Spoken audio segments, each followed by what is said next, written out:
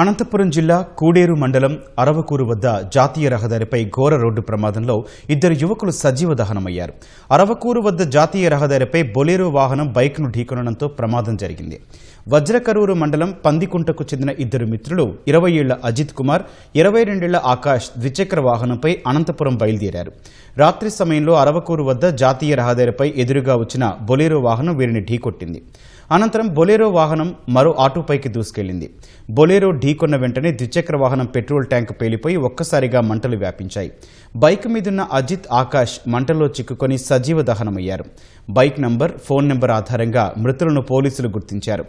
ఆకాష్ తల్లిదండ్రులకు ఏకైక కుమారుడు. ఇతడు ట్రాక్టర్ నడుపుకుంటూ కుటుంబానికి తోడుగా ఉంటున్నాడు.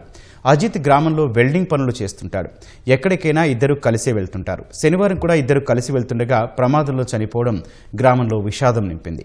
ఇదే ప్రమాదంలో బొలెరో ఢీకొనడంతో ఆటో బోల్తా పడి ధ్వంసమైంది. అందులో ప్రయాణిస్తున్న ఓ వ్యక్తి తీవ్ర గాయాల పాలయ్యాడు. అతడిని అనంతపురం ప్రభుత్వ ఆసుపత్రికి తరలించారు.